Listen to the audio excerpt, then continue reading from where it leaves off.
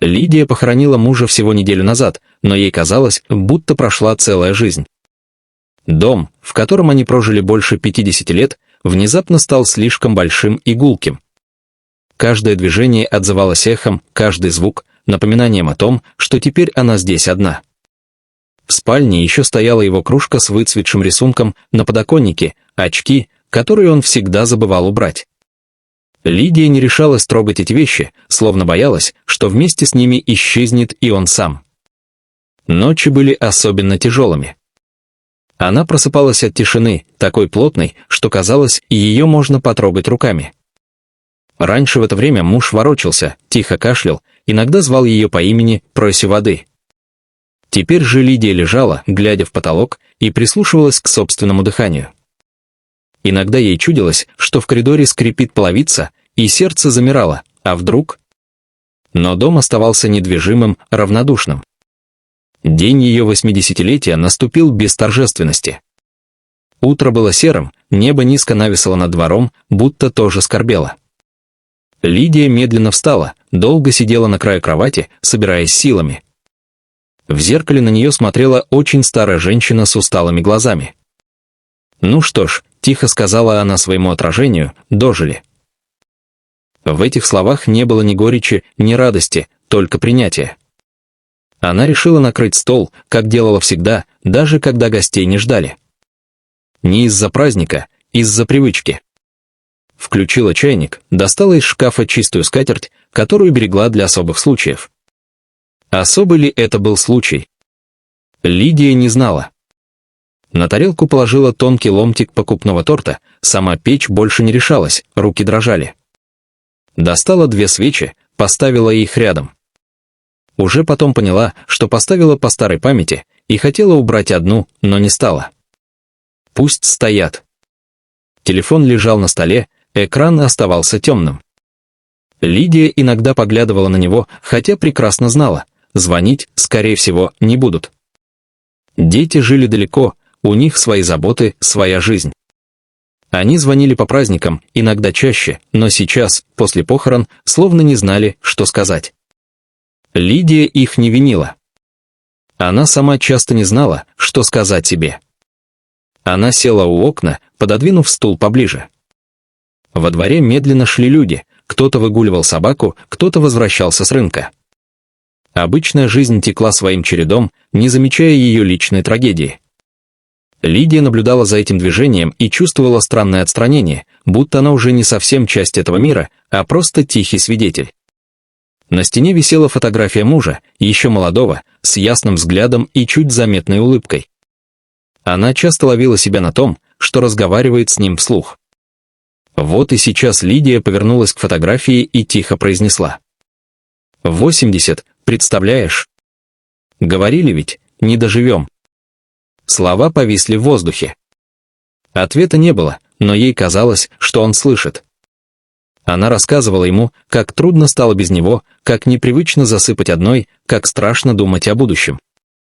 Иногда она смеялась, вспоминая старые истории, иногда плакала, не стесняясь слез. В одиночестве некого было стыдиться. Время тянулось медленно. Чай остыл, свечи так и не были зажжены. Лидия думала о прожитых годах, о молодости, о трудных временах, о редких радостях, которые они с мужем делили на двоих. Она не жалела о жизни, скорее удивлялась, как много в ней было всего и как быстро все это прошло. Под вечер в доме стало особенно тихо. Даже часы на стене, казалось, тикали приглушенно, будто из уважения. Лидия встала, подошла к двери, проверила замок, привычка, оставшаяся еще со времен, когда муж волновался за безопасность. Вернувшись к столу, она вдруг почувствовала острую пустоту, словно что-то важное вот-вот должно случиться, но она не знала, что. И именно в этот момент раздался стук. Не робкий и не случайный, уверенный, настойчивый. Лидия вздрогнула так, что сердце болезненно сжалось. Она замерла, прислушиваясь. Стук повторился, и в нем было что-то странно знакомое, будто этот звук уже однажды изменил ее жизнь. Она медленно поднялась, опираясь на трость, не понимая, кого может ждать в такой день. В голове мелькнула мысль: наверное, ошиблись дверью. Но почему-то она знала, этот стук предназначен именно ей. Если вы впервые на нашем канале, пожалуйста, обязательно поставьте лайк и подпишитесь, чтобы новые истории доходили до вас как можно быстрее. Ваш лайк и подписка – большая поддержка для нас. Лидия долго стояла у двери, прежде чем повернуть ключ. Сердце билось так громко, что, казалось, его слышно по ту сторону. Она не ждала никого, ни сегодня, ни вообще.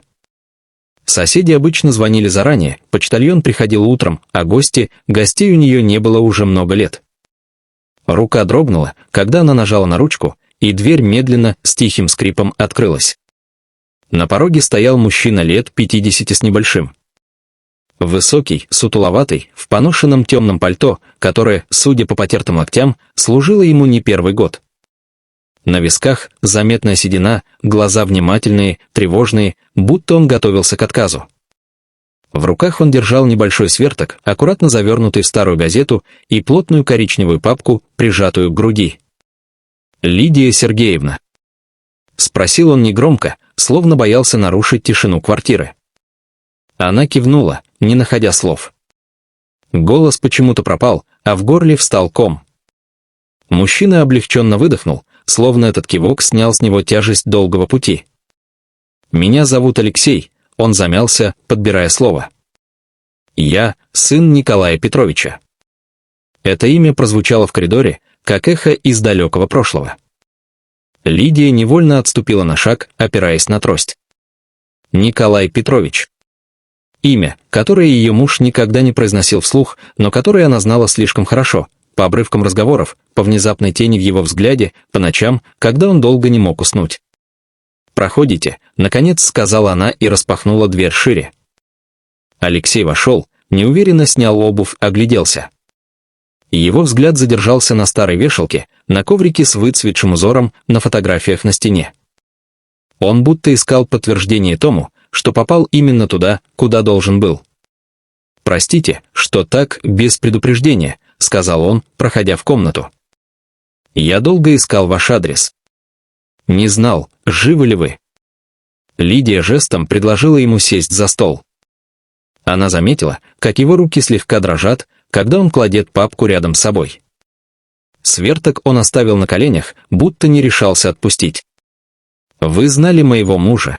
— спросила она, хотя вопрос был излишним. Алексей кивнул. «Знал. Вернее, он знал меня. Я — нет. Не сразу».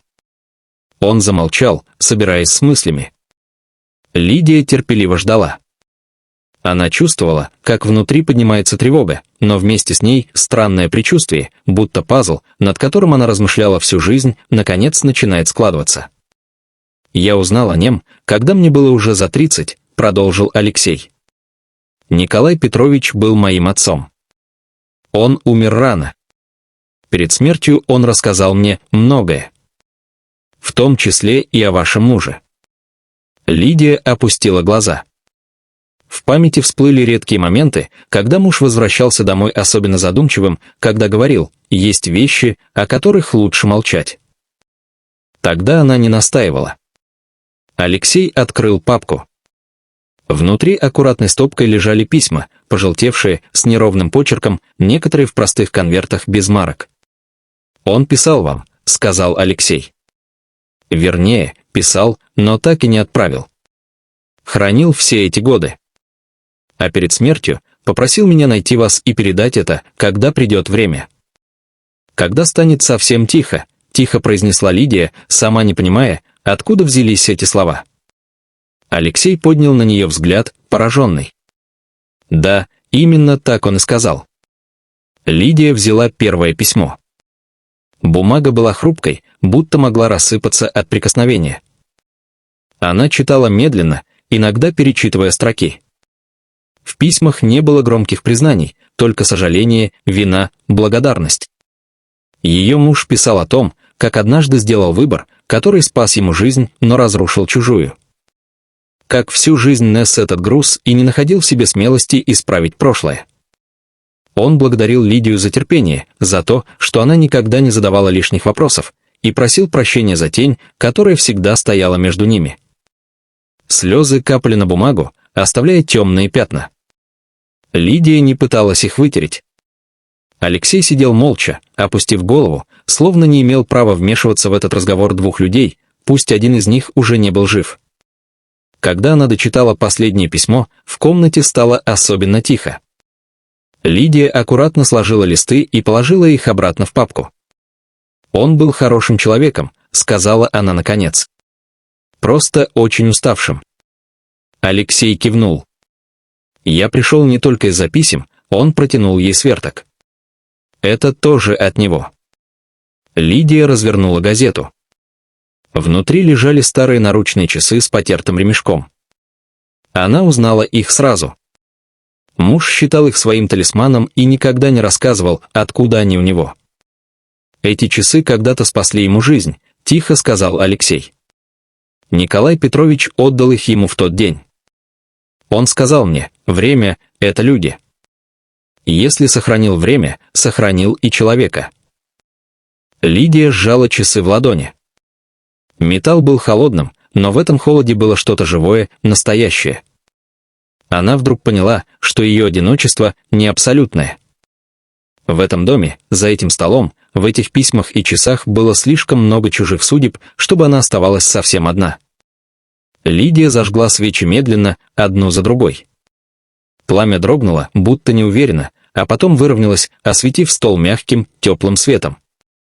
Комната перестала казаться пустой, тени от мебели ожили, задвигались по стенам, и дом словно вздохнул, принимая присутствие еще одного человека.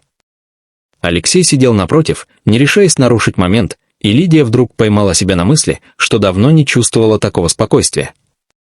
Она поставила чайник обратно на плиту, разлила чай по 2 чашкам. Руки больше не дрожали.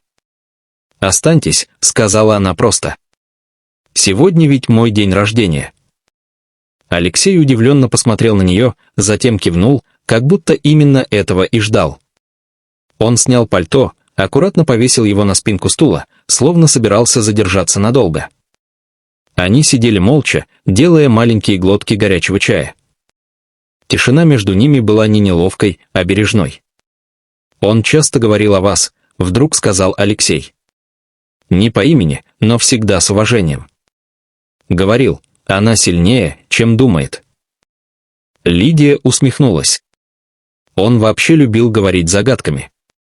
Я привыкла читать между строк. Она взяла часы и положила их на стол, рядом со свечами. Стекло отражало огонь, и стрелки будто оживали, продолжая свой ход. «Знаете», — сказала она, — «я всю жизнь боялась остаться одной.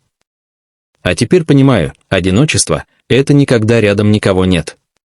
Это когда некому передать свою память». Алексей внимательно слушал. «Я долго не решался прийти», — признался он. «Боялся, что вы меня не примете. Что прошлое слишком тяжелое». «Прошлое становится тяжелым, когда его прячут», — ответила Лидия.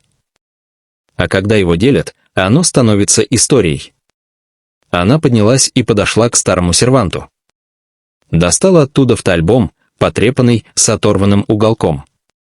«Посмотрите», — сказала она, возвращаясь за стол. «Это он. Таким я его знала». Алексей листал страницы осторожно, будто боялся повредить что-то хрупкое. На фотографиях были праздники, поездки, простые будни. Молодой мужчина с ясными глазами постепенно старел, но взгляд оставался тем же. «Он улыбался иначе, чем мой отец», — тихо сказал Алексей. «Но что-то общее есть». «В нем было много чужого», — задумчиво произнесла Лидия. «Наверное, поэтому он так хорошо понимал других». Вечер тянулся незаметно. За окном зажигались огни, двор наполнялся вечерними голосами. Лидия чувствовала усталость, но не ту, что давит, а ту, что приходит после долгой дороги, когда знаешь, ты дошел. Она посмотрела на Алексея и вдруг сказала: «Вы можете приходить.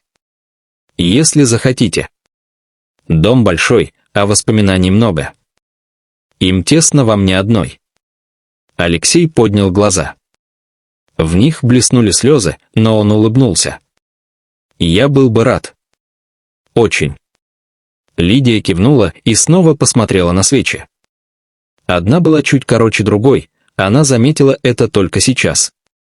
«Видите», — сказала она, — «даже огонь знает, что все мы разные». Но свет от этого не меньше.